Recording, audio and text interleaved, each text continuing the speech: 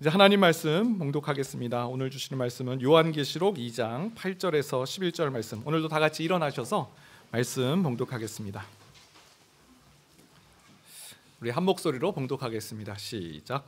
서모나 교회의 사자에게 편지하라. 처음이며 마지막이며 죽었다가 실상은 내가 부요한 자니라. 자칭 유대인이라 하는 자들의 비방도 알거니와 실상은 유대인이 아니요 사단의 회당이라. 너는 장차 받을 고난을 두려워하지 말라. 볼지어다 마귀가 장차 너희 가운데서 몇 사람을 오게 가두고 너희가 10일 동안 환난을 받으리라. 내가 죽도록 충성하라. 그리하면 내가 생명의 관을 내게 주리라. 귀 있는 자는 성령이 교회들에게 하시는 말씀을 들을지어다. 이기는 자는 둘째 사망의 해를 받지 아니하리라. 아멘. 자리에 앉으시겠습니다.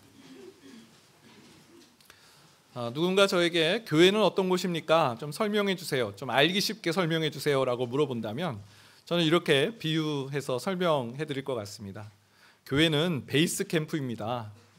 여러분, 베이스 캠프, 저는 뭐 히말리아에 가본 적은 없지만 이 히말리아 등산을 할 때 그 밑에서 꼭 충전하는 시간, 쉬는 시간, 또 그저 쉬는 것이 아니라 저 히말라야의 그 높은 산을 어떻게 정복할 것인가, 전략을 수립하고 산세가 어떻게 돼 있고 또 바람은 어느 방향에서 불며 또 어떤 길로 루트를 찾아가는 것이 정복하는 데 도움이 되는지 그 전략을 수립하는 것, 그것이 베이스 캠프이죠. 마찬가지로 교회도 베이스 캠프라고 생각합니다.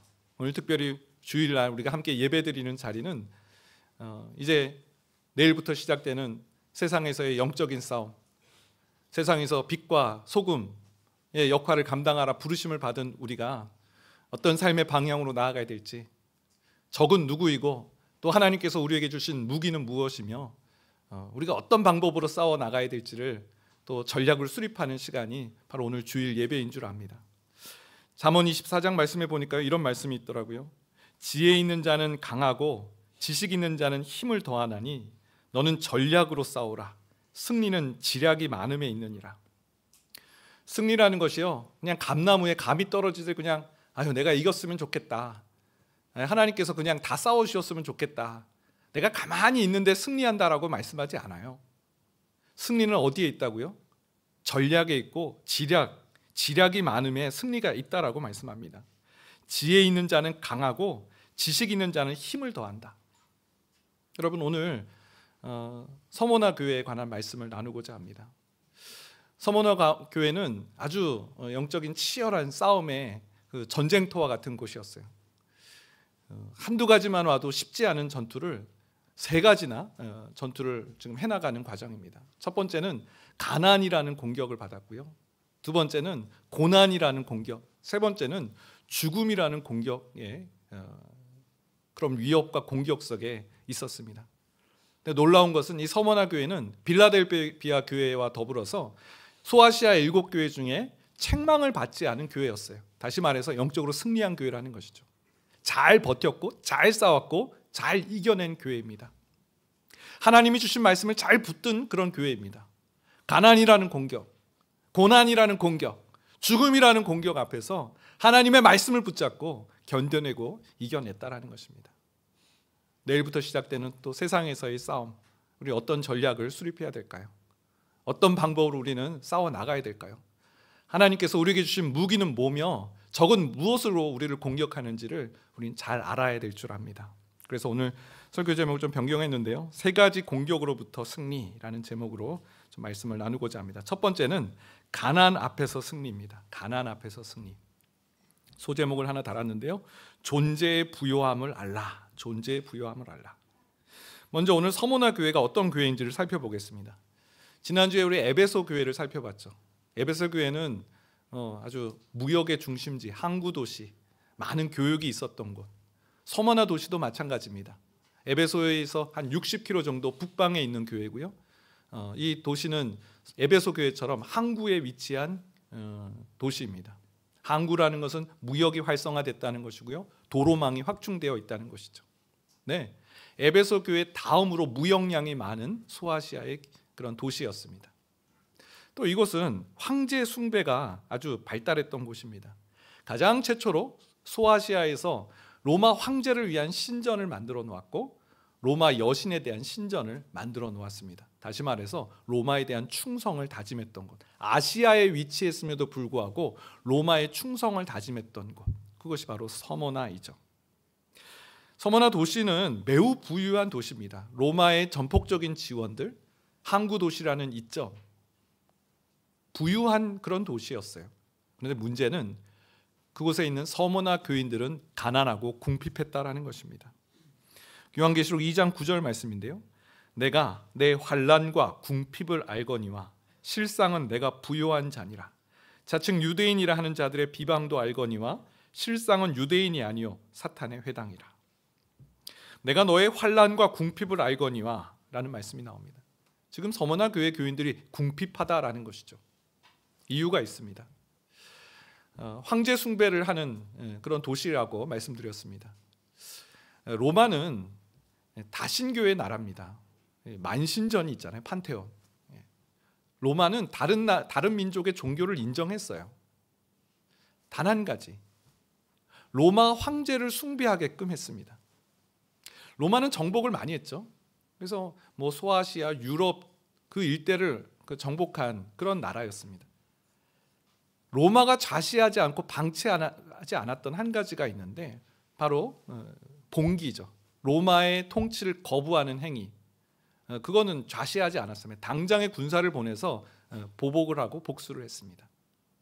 황제에 대한 충성, 로마가 단 한 가지 요구하는 그것이었어요. 그래서 1년에 꼭 한 번씩 로마 황제는 내 주님이십니다라는 그런 어떤 선언을, 고백을 하게 했습니다.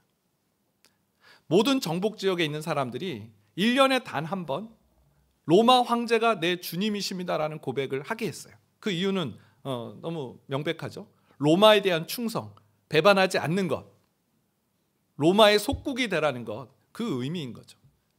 근데 그리스도인이 그럴 수가 없는 거예요. 주님이 하나님이 우리의 왕이시고 예수 그리스도가 우리의 주님이시지 로마 황제는 주님이 아니신 거죠. 주님이 아닌 거죠. 그러니 그걸 거부한 거예요. 자, 이 거부를 하게 되면 어떤 일이 있었냐면 감옥에 갇히거나 또 한 가지는 표를 받지 못하는 일이 있습니다. 요한계시록 13장 17절인데요. 누구든지 이 표를 가진 자 외에는 매매를 못하게 하니 이 표는 곧 짐승의 이름이나 그 이름의 수라. 1년에 한 번씩 로마 황제는 내 주님이십니다라고 고백하는 자, 선언하는 자에게는 증명서를 발급해 줬어요. 사도 요한은 그것을 짐승의 표라고 표현하고 있죠. 로마 황제의 사람, 로마 황제의 통치를 인정하는 사람, 황제를 나의 주님이라고 고백하는 사람에게 주는 증명서. 이 표를 받아야 매매 행위를 할 수 있는 거예요. 이 표를 받지 못한 사람은 매매를 못하게 했다. 서머나 도시는 너무나 부강한 도시고 무역이 막 활성화되어 있는 도시임에도 불구하고 그곳에 있는 교인들은 궁핍함과 가난한 지경에 처한 그 이유를 우리가 알 수 있는 대목입니다. 여러분, 예전에요, 보릿고개에 있었던 시절 힘들었잖아요. 궁핍하고 가난했던 시절이잖아요. 저는 경험이 없지만 어르신들의 이야기를 보면 정말 그때 너무너무 힘들었다고 그런 말씀들을 하세요. 근데 그럼에도 버티고 넘어가요. 그 어려운 시기를 잘 통과했어요. 이유가 뭘까요? 모두가 다 어려웠으니까. 모두가 다 힘든 시간을 통과했으니까요. 근데 오늘날 보세요. 이 부익부 빈익빈, 상대적 박탈감. 예전에 비하면 상대적으로 너무나 잘 사는 나라가 되었지만 이 가난이라는 이 상대적 빈곤은 너무나 힘든 일이죠. 서머나 교인들이 똑같은 상황이에요. 모두가 떵떵거리며 살아요. 특히 불신자들, 황제를 내 주님입니다라고 고백하는 자들은 부요해요. 재산이 많아요. 물질이 풍요해요. 근데 믿음을 지킨다는 이유로, 하나님을 믿는다는 이유로 가난과 궁핍을 겪어야 되는 성도들의 상황이 있었다라는 거죠. 여러분, 첫 번째 공격은 바로 이런 물질에 대한 공격이에요. 서머나 교인들 얼마나 흔들릴 수 있는 그런 상황입니까? 그런데요, 예수님께서 이런 말씀을 하세요. 내가 너의 환난과 궁핍을 알거니와. 놀라운 말씀입니다. 아신다고요? 아니 그러면 해결을 해주셔야죠. 어떻게 알기만 하세요, 하나님? 내가 너의 궁핍과 환난을 안다라고 말씀하신 거, 아니 아시면서 어떻게 저를 이렇게 내버려 두실 수 있어요? 우리의 원망 아닙니까? 우리가 하나님 앞에 그렇게 섭섭한 마음을 토로하는 것 아닙니까? 근데 예수님은 그 다음 말씀을 하세요. 내가 너의 환난과 궁핍을 알거니와 실상은 너가 부요한 자다. 실상이라는 단어를 우리는 잘 주목해 봐야 됩니다. 실상이란 단어는 에이미라는 단어예요. 에이미. 이 유명한 단어인데요, 모세가 하나님께 당신이 누구입니까? 그 떨기나무 가운데 이렇게 오신 그 하나님, 당신의 이름이 무엇입니까? 라고 물었을 때 나는 스스로 있는 자다 라는 말씀하셨잖아요. 그때 나온 단어가 에고 에임이에요. 나는 스스로 존재한다라는 거예요. 실상은 부요한 자다라는 말씀을 주신 이 대목, 너의 존재, 이 존재가 부요한 존재다라는 말씀을 하고 계신 거예요. 그래, 너 궁핍한 거 알아. 환난 중에 있는 거 알아. 그런데 그거 아니? 너의 존재는 매우 부요한 자라는 거, 너 그거를 알아야 된다. 너 그거를 인지해야 된다. 깨달아야 된다. 여러분, 요한계시록의 주제가요, 이기는 성도, 승리하는 그리스도인이라고 하였습니다. 승리를 한다라는 것이 무엇인지 우리는 잘 개념을 정립해야 돼요.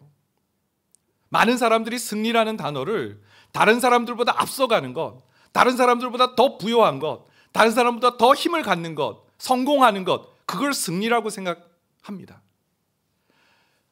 근데 그리스도인의 승리는 그것이 아니에요. 성경은 승리를 그런 개념으로 붙잡고 있지 않아요. 그것은 세상에서의 승리이죠. 그리스도인은 세상에서의 승리를 말하지 않아요. 예수님은 세상을 이기는 자라고 말씀하셨어요.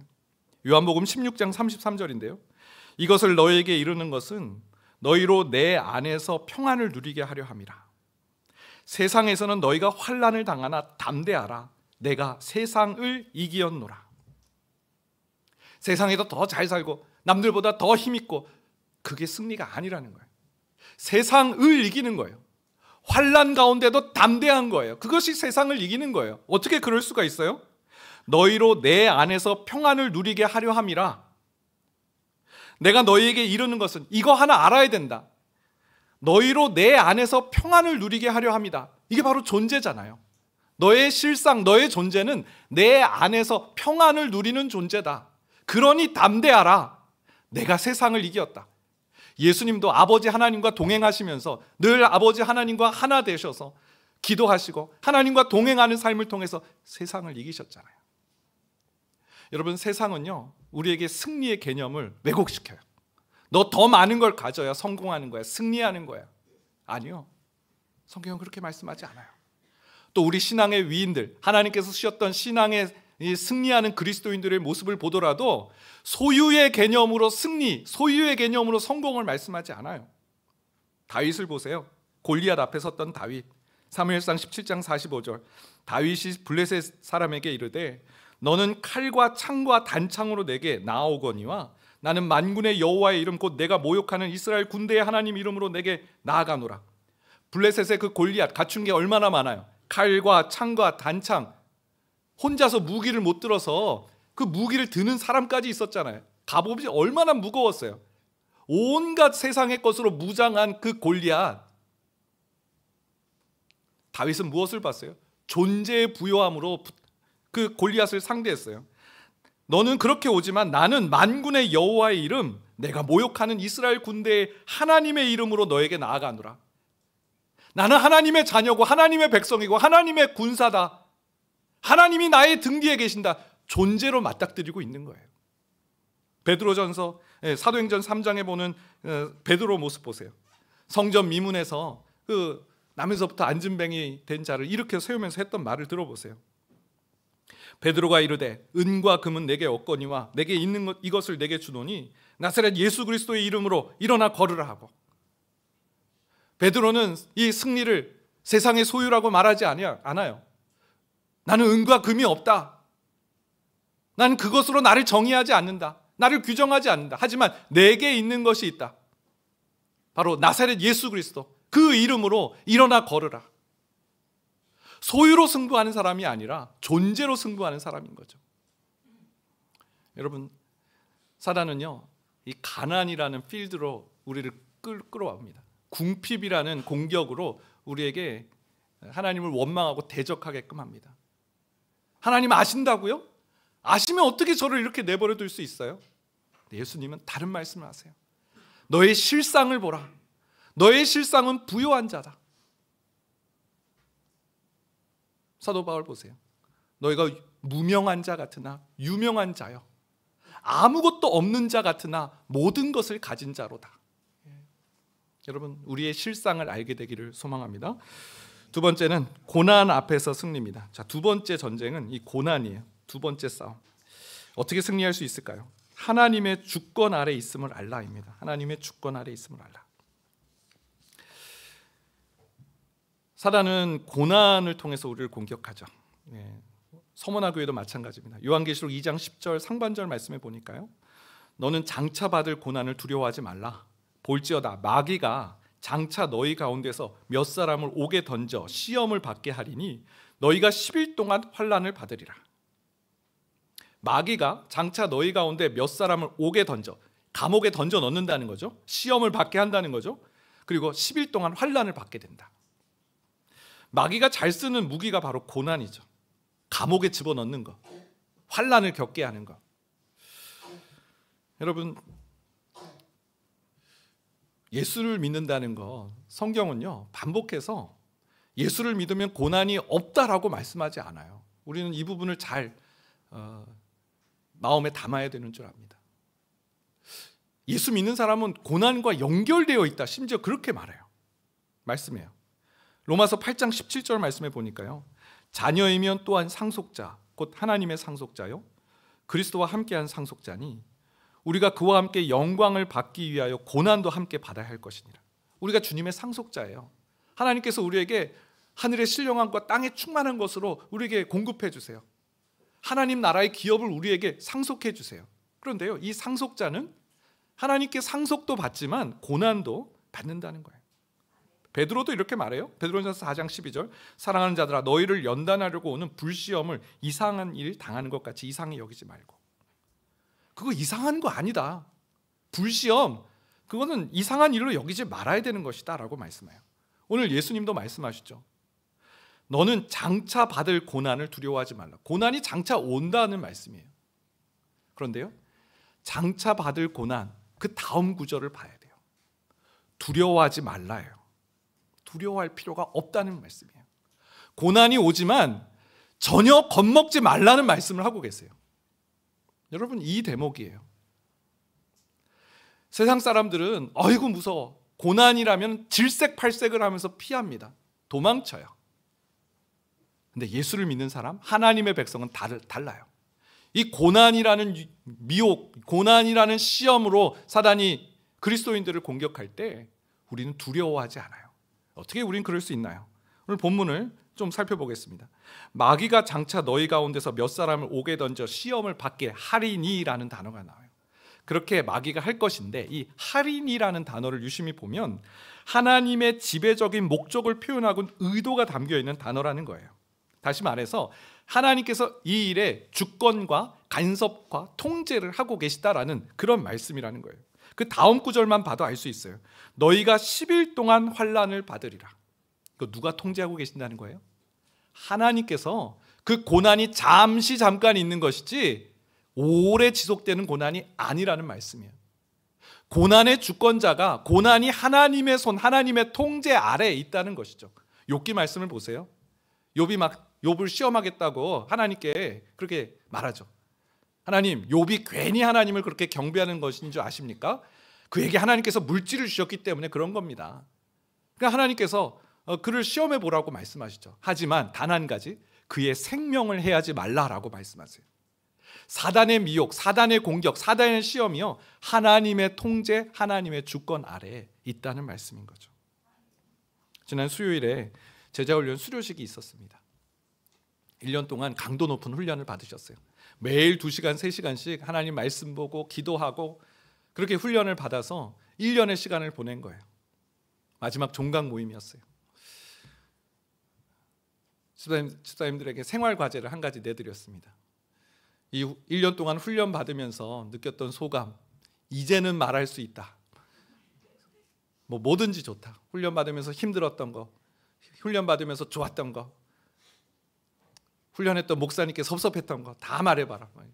나누는 시간을 갖자고 그렇게 말씀을 드렸습니다. 한 집사님이 이런 나눔을 하셨어요. 목사님, 제자훈련을 처음 받을 때 두려움이 있었습니다. 누가 그러더라고요. 하나님께 가까이 가는 훈련을 받으면 사단이 그것을 너무나 미워해서 싫어해서 고난을 준다고요. 그래서 참 두려웠습니다. 훈련을 받는 동안 정말 두려움이 있더라고요. 고난이 있더라고요. 어려움이 있었습니다. 근데 목사님, 한 가지를 알게 되었어요. 하나님께서 바로 이것 때문에 나로 훈련을 받게 하셨구나. 고난을 대비하는 삶, 고난이 더 이상 두려워지 않게 느껴지도록 하나님께서 나를 단련해 주셨구나라는 사실을 알게 되었습니다. 고난을 무서워하고 두려워하는 것이 아니라 고난이 하나님의 주권 아래에 있고 하나님께서 나로 말씀으로 대비케 하셨구나. 이 훈련을 통해서 이 고난을 준비하게 하셨구나. 넘어졌지만 다시 일어나는 법을 배울 수 있었습니다. 훈련을 통해서 고난을 이기는 힘을 배우게 되었습니다. 성경은 고난 없다라고 말씀하지 않으세요. 대신에 고난을 두려워하지 말라라고 말씀하세요. 철로욕정 이야기, 두 사자 이야기를 들어보셨을 겁니다. 순례자가 자신이 살고 있는 장망성, 장차 멸망할 성을 떠나서 이제 시온 도성, 천국의 도성으로 가는 여정이 바로 철로욕정 이야기죠. 길을 가는데 두 마리 사자가 이 순례자를 접근하지 못하도록 그렇게 공격하는 거예요. 이 길을 지나가야 돼요. 다른 길은 없어요. 이 길을 반드시 지나가야 돼요. 근데 사자가 버티고 있는 거예요. 지나가면 죽겠다죠. 결국 순례자는 포기합니다. 이제 돌아가야 되겠다. 이제 뒤를 돌아서 다시 장망성으로 돌아가려고 할 때 저 뒤에서, 그 사자 뒤에서 그 문지기가 소리를 치는 거예요. 어떻게 그렇게 믿음이 없어? 사자들은 쇠사슬에 묶여 있으니 무서워하지 마시오. 길 한가운데로만 걸어오면 다치지 않습니다 라는 것을 알려주었어요. 이유가 있죠. 이 순례자가 못 본 게 있어요. 이 사자들이 막 언제라도 공격할 것처럼 보이지만 그 발목에 쇠사슬이 메어져 있는 것을 이 순례자가 못 봤던 거예요. 근데 그 문지기가 사자들이 묶여져 있으니 무서워하지 마시오. 길 한가운데로만 오면 다치지 않습니다 라는 그걸 알려준 거예요. 사자들은요, 으르렁대고 겁박하고 두렵게 할 뿐이지 해치지 못하는 존재라는 거예요. 왜요? 하나님께서 그 발목을 붙잡고 계신 거예요. 그 쇠사슬은 하나님의 주권, 하나님의 통제를 상징하는 것이죠. 고난을 두려워할 이유가 없는 이유. 두려워하지 말라. 내가 너와 함께함이니라. 성경은 반복적으로 이 고난에 대해서 두려워할 필요 없다라고 말씀하고 있습니다. 왜요? 하나님의 주권이 있기 때문에. 오늘 이 말씀을 통해서 환난이나 적신이나 그 어떤 것도 하나님의 사랑을 끊을 수 없다라고 했는데, 두려움 앞에서도 용기 있게 앞으로 달려나가는, 고난을 통과해 나가는 믿음의 종들 되시길 축원드립니다. 마지막 세 번째인데요, 죽음 앞에서의 승리입니다. 소제목으로 생명의 관을 주심을 알라. 이 사단의 최후의 공격인 거죠. 죽음, 우리의 목숨을 놓고 시험하는 그런 시험이 있습니다. 그런데 오늘 예수님 말씀 들어보세요. 요한계시록 2장 10절 하반절 말씀이에요. 내가 죽도록 충성하라. 그리하면 내가 생명의 관을 내게 주리라. 내가 죽도록 충성하라. 여기서 충성이란 단어가 나오는데 이건 일을 열심히 해라 그런 의미라기보다는 피스티스라는 말인데 믿음을 지켜라, 신실함이란 뜻이에요.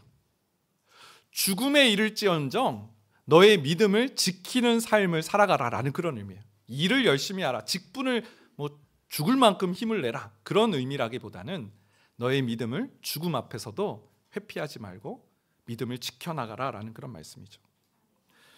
여러분, 사단이 절대 할 수 없는 말이 바로 이 말이에요.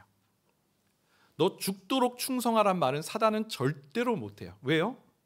사단은 너의 생명을 먼저 생각해라고 유혹하죠. 너를 먼저 생각해. 너를 먼저 너 코가 석자야.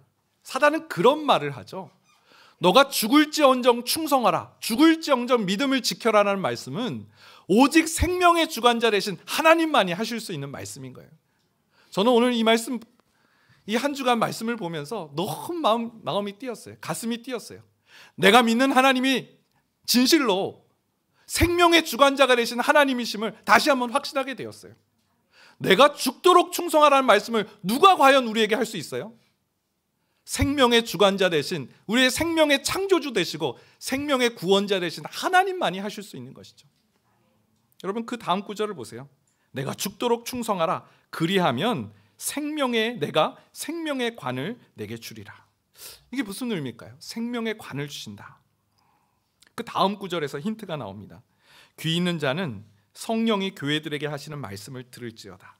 이기는 자는 둘째 사망의 해를 받지 아니하리라. 더 어려운 말씀이네요. 둘째 사망의 해는 뭘까요?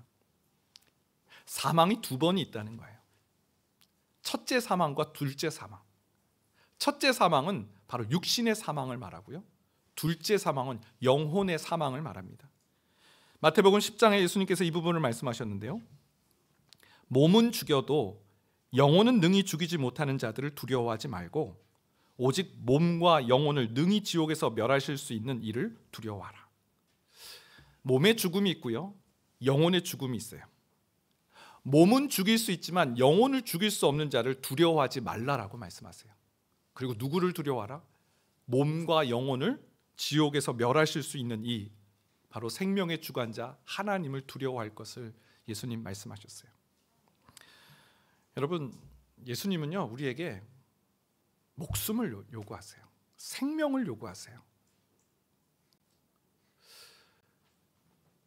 선하신 하나님께서 우리에게 목숨을 요구하신다.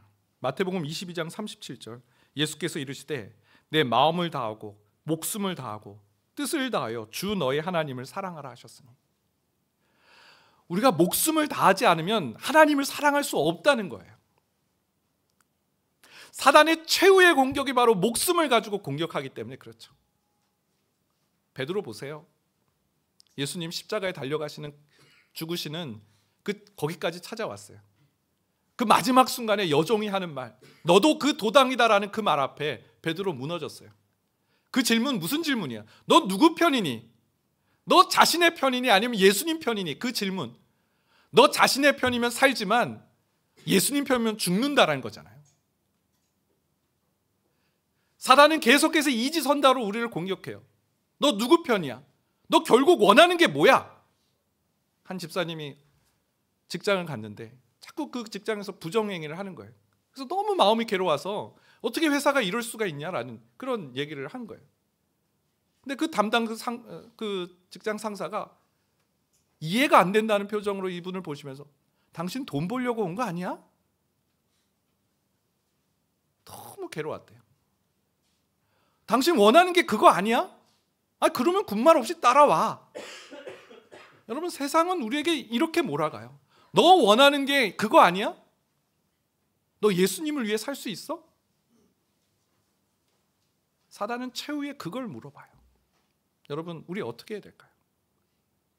예수님은 오늘 말씀하세요. 우리의 태도, 우리의 방향이 무엇인지 말씀하세요. 너가 죽도록 충성하라. 죽는다 할지라도 그 믿음을 지켜가야 된다라는 것이 신자의 삶이고 신자의 방향이라는 것이죠. 일만 성도 파송 운동 준비를 하다가 오늘 말씀 준비하는 그 과정에 한 가지 일이 생각이 났어요. 일만 성도 파송 운동을 했을 때 많은 사람들이 찬사와 박수를 보냈습니다. 큰 교회가, 대형 교회가 스스로 다운사이징을 해서 이웃 교회를 돕고 이웃에 있는 가난한 성도들을 돕기 위해서 분립개척을 한다. 그 정신 너무 훌륭하다. 교계에서, 언론에서, 또 많은 교회에서도 박수치면서 환영했어요. 그런데요, 29개 지역이 딱 발표되는 순간 교회 많은 어려움에 대한 그런 메일들이 도착했어요. 그 정신 너무 고매하고 그 정신 너무나 동의하지만 왜 우리 지역에 교회가 들어오냐라는 것이죠. 그 지역에 있는 목사님들이 메일을 많이 보내주셨어요. 1만 성도 파송 운동이 이웃 교회를 위해 하는 운동이라고 들었습니다. 만약 이웃 교회를 정말로 원한다면 이 지역에 들어오지 마십시오. 그것이 도와주는 겁니다. 그런 요지의 메일이었어요. 너무 이해가 되는 그런 상황이죠. 하지만 교회적으로 너무 난감한 상황이었어요. 10년의 시간을 준비를 했고 이제 발표를 하고 29개 목사님을 선발하고 선임하고 또 파송받을 성도들 다 준비하고 지역에 있는 그 교회 장소까지 이렇게 해서 들어갈 준비를 하고 있는데 들어오지 마십시오. 안 들어오는 것이 도와주는 겁니다. 그때 이찬수 목사님이 하셨던 말씀이 지금도 잊을 수가 없어요.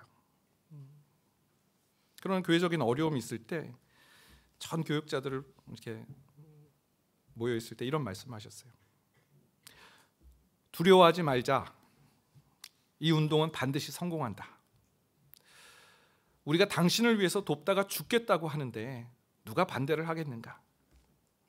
중요한 것은 우리가 과연 진짜 죽을 각오가 되어 있냐는 것이다. 죽는 신용만 해서는 안 된다.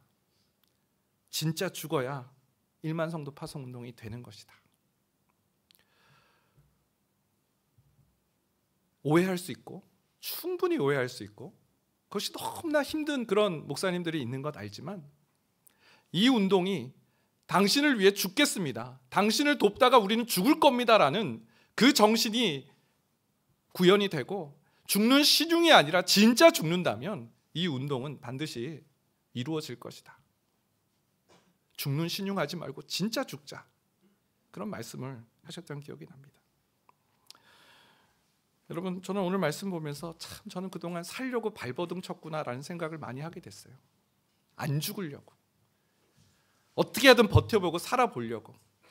그런데 오늘 주님께서는요, 그게 길이 아니래요. 너 죽어라. 죽도록 충성해라. 죽는 자리에도 회피하지 마라. 그러면 너에게 생명의 관을 줄 것이다. 요한복음 12장 24절. 내가 진실로 진실로 너에게 이르노니 한 알의 밀이 땅에 떨어져 죽지 아니하면 한 알 그대로 있고 죽으면 많은 열매를 맺느니라. 사랑하는 여러분, 죽는 순간까지 주님을 위하여 주님에 대한 믿음을 지키며 죽도록 충성하는 신앙과 믿음을 지켜나가는 성도 되시기를 축원드립니다. 우리 같이 십자가를 질 수 있나, 오늘 설교 말씀을 잘 녹여낸 그런 찬양이라 생각됩니다. 우리 이 찬양, 내 주님 죽기까지 따르겠습니다. 이 믿음의 고백을 하나님 앞에 올려드리겠습니다.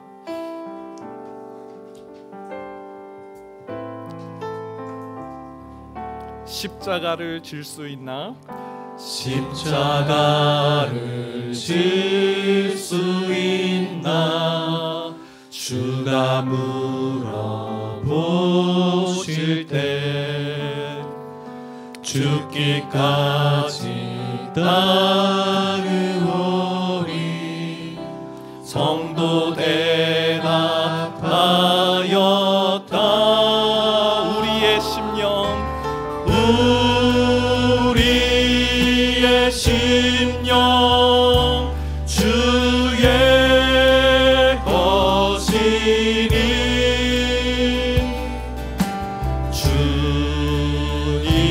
주님의 영상 만드소서. 주 인도 따라, 주 인도 따라 살아갈 동안 사랑과 충성, 사랑과 충성 늘 바치오.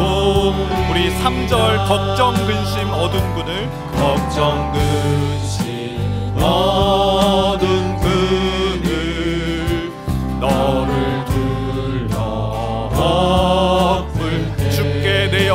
알겠나? 주께 내 영광 최후 승리 믿으며 최후 승리 믿으며 우리의 심령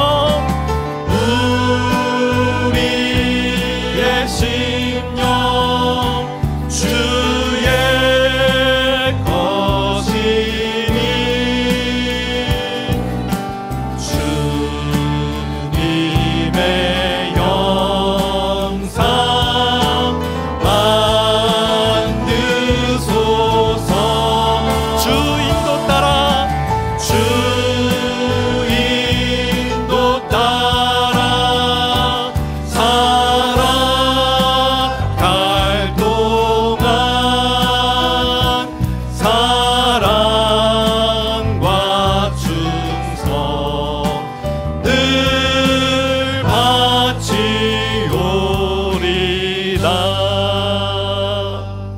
오늘 말씀 기억하면서 기도하겠습니다. 여러분, 우리 그동안 왜 그렇게 넘어졌는지, 왜 그렇게 패배했는지, 왜 승리의 문턱에서 늘 엎어지고 좌절했는지 오늘 서모나 교회의 승리의 소식을 통해서 알게 되었습니다. 가난 앞에서 두려워하여 하나님 앞에 원망했고, 하나님 아신다면서요 왜 이걸 그냥 내버려 두십니까? 우리의 실상이 어떤지를 알지 못한 채 그저 소유의 관점으로 승리, 소유의 관점으로 성공, 그것만을 헤아렸기 때문이죠. 주님, 존재의 부요함을 알게 하여 주옵소서. 다윗처럼, 베드로처럼 주님, 하나님 주시는 영적 권세의 능력, 하나님 자녀됨의 권세를 누리며 살아가게 하여 주옵소서. 하나님, 고난 앞에 두려워하지 않게 하여 주옵소서. 고난은 두려워할 것이 아니라 두려워하지 말 것임을 알게 하여 주옵소서. 하나님의 주권 아래 고난이 있음을 깨닫게 하여 주옵소서. 또한 주님, 죽음, 하나님, 사단은 최후에 너 결국 누구 편이냐, 너 목숨 너가 구해야 되지 않겠냐라고 우리를 미혹할 때 죽기까지 따르겠습니다. 죽도록 우리의 믿음을 지켜나가겠습니다. 내 생명 다하여 주님을 위하며 주님을 섬기겠습니다. 하나님, 이 고백을 하나님 앞에 올려드리게 하여 주옵소서. 우리 이 기도 제목으로 주여 한번 외치시고 기도하며 나가겠습니다. 주여, 하나님 영적 싸움이 왜 이렇게 하나님 우리에게 하나님 승리가 요원한지 알게 하시니 감사합니다. 하나님, 가난이라는 공격, 고난이라는 공격, 죽음이라는 공격으로 사단이 우리를 미혹하고 넘어뜨리려 할 때 하나님 이 싸움에서 승리할 수 있는 길이 무엇인지, 우리의 승리의 무기가 무엇인지 알게 하시니 감사합니다. 주님, 존재의 부요함을 알게 하여 주시옵소서. 주님, 고난은 두려워할 것이 아님을, 하나님의 주권과 통제 아래 있음을, 또한 죽기까지 충성하는 자리가 승리의 길임을 하나님 가르쳐 주시니 감사합니다. 주님, 이 믿음을 굳게 지켜나가게 하여 주옵소서. 이 믿음을 하나님 굳게 지켜나가게 하여 주옵소서. 하나님 오늘 이 주일에 예배를 통해서 영적으로 무장하게 하시고, 또 내일부터 시작하는 세상 속에서 빛과 소금의 사명을 감당하는 우리의 삶에 주님, 승리의 삶을 우리에게 허락하여 주시옵고, 주님, 죽도록 충성하는 삶, 죽기까지 주님 따르는 삶, 주님을 위해 나아가는 삶, 하나님 내 목숨을 놓고 하나님과 하나님 그 신뢰의 마음을 잃어버리지 않는 하나님의 백성들이 다 될 수 있도록 도와주시옵소서. 주님이 우리를 위해 목숨을 내어주셨는데, 주님이 우리를 위해 모든 것을 내어주셨는데, 우리도 주님 앞에 우리의 생명을, 우리의 목숨을 드릴 수 있는 하나님의 자녀들, 하나님의 백성들이 될 수 있도록 인도하여 주시옵소서.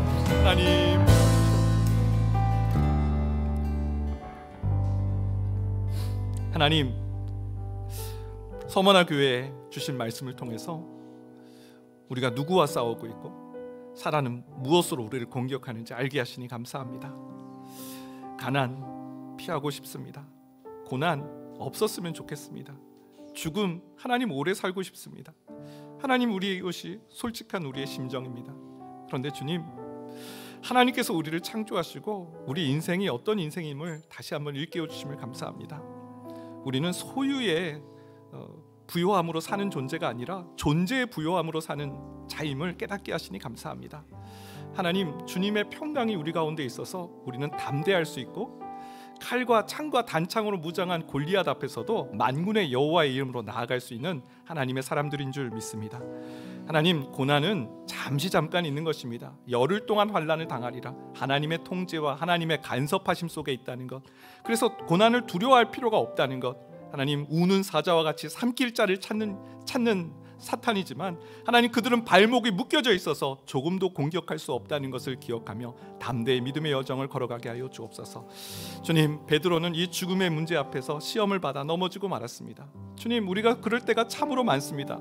결국 너 누구 편이냐라는 사단의 공격 앞에 하나님, 맥없이 넘어질 때가 참 많이 있었습니다. 주님, 죽기까지 따르겠습니다. 목숨을 다하여 주님을 섬기겠습니다. 이 믿음을 더욱더 굳게 하여 주시옵소서. 지금은 우리 주 예수 그리스도의 은혜와 하나님의 그 크신 사랑하심과 성령님의 인도, 교통, 위로하시는 놀라우신 은총이 내가 죽도록 충성하라 말씀대로 살기로 소망하는 여기 모인 모든 주님의 권속들 머리 위에 이제로부터 영원까지 함께 하시길 축원하옵나이다. 아멘.